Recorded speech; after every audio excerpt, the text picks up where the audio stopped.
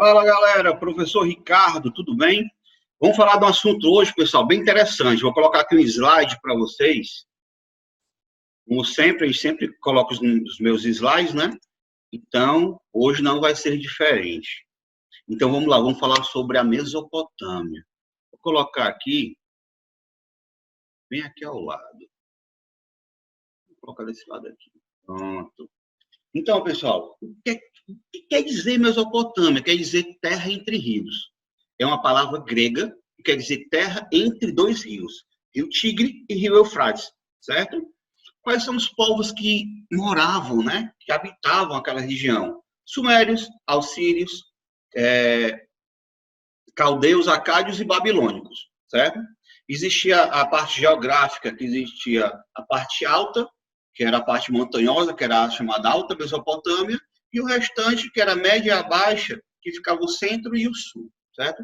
E como eu falei, era uma terra entre dois rios. Quais são? Tigre e Eufrates, ok?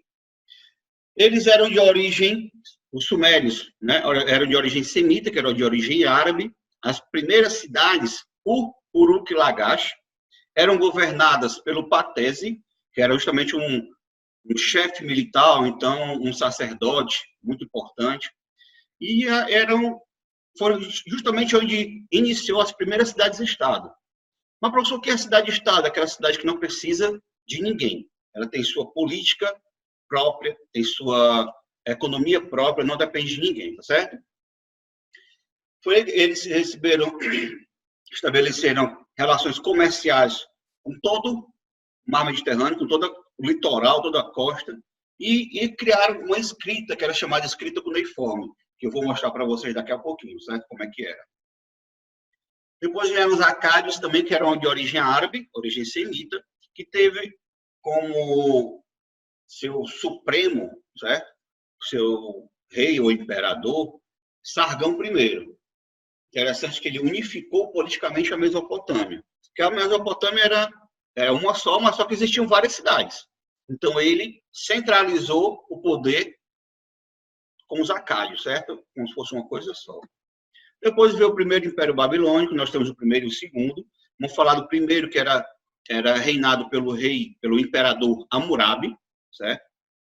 Ele também unificou a Mesopotâmia e criou o primeiro código de leis do mundo, certo? Que era o chamado Código de Hammurabi, com 282 leis. E uma das leis que é a mais importante, que eu acho, assim, é a Lei de Talião, que fala olho por olho, dente por dente. Mas, professor, o que quer dizer isso? O delito que você cometer, certo? Aí vai ser julgado, vai para julgamento, e o que eles decidirem vai ser feito, ou vai ser feita a mesma coisa, ou proporcional ao delito que você cometeu, certo? Hammurabi também, como eles eram bastante religiosos, eles acreditavam em diversos deuses, e ele acabou centralizando, transformando o deus dele em deus supremo da Mesopotâmia, que era justamente o deus Marduk. Depois vieram os assírios, que era o estado mais militarizado, que tinha a cultura de guerra, certo? Também tinha o seu deus, que era o deus Assur. E o governo de Sargão II, que ele cresceu tanto, a Mesopotâmia chegou até a sua extensão máxima, chegando até a conquistar o reino de Israel e conquistar o Egito, certo? Sargão II conquistou o reino de Israel. Só que Assurbanipal cresceu mais ainda e conquistou o Egito. Depois veio o segundo Império Babilônico, certo? E um dos maiores. Justamente o governante era Nabucodonosor. Ele chegou a derrotar os assírios, criou os jardins suspeitos da Babilônia, em homenagem ao seu deus, que era o deus Marduk. Mas, professor, o que eram esses jardins suspensos? Eram chamados zigurates.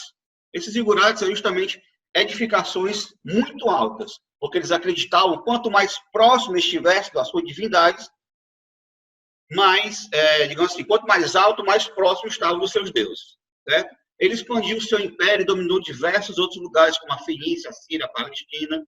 Chegou a escravizar os hebreus, que foi chamado de cativeiro da Babilônia. E após a morte dele, de Nabucodonosor, eles foram conquistados pelos persas, que era liderado por Ciro, o Grande. Como eu já tinha falado, eles acreditavam em diversos deuses, então eles são politeístas. certo? O politeísmo é a crença em diversos deuses. Embora cada um tivesse sua divindade, toda a Mesopotâmia, todo lugar tinha, cada cidade tinha o seu deus principal, certo? Mas no caso de Nabucodonosor, ele colocou o deus Marduk como um deus principal, certo? O sacerdote era um representante dos deuses. Tinha uma concepção da vida após a morte, de que quando morriam, iam se encontrar com Deus, que era o Nergal, mas ele não deixava voltar para, assim, a vida é uma vida após a morte, né? Como se fosse uma ressuscitação. Eles não acreditavam nisso. Vocês estão vendo a arquitetura da Mesopotâmia, que era caracterizada pelo exibicionismo, pelo luxo, né? Você pode observar nessa imagem esquerda, que era um zigurate, só que ele está meio deteriorado devido à erosão.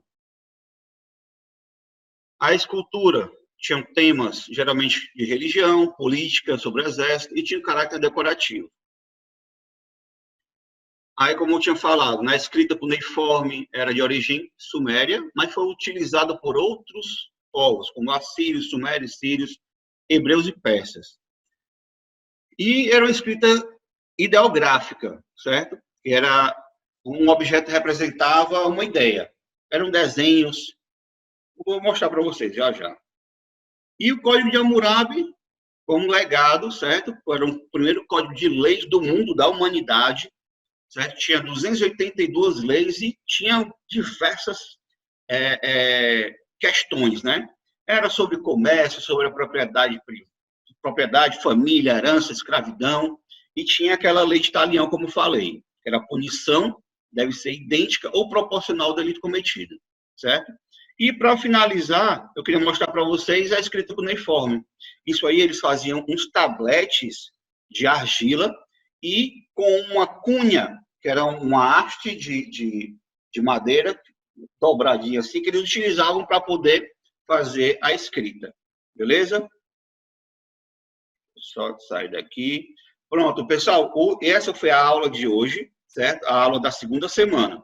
Próxima semana vamos falar sobre o Egito, tá bom? Pois valeu, pessoal. Até a próxima. Um abraço.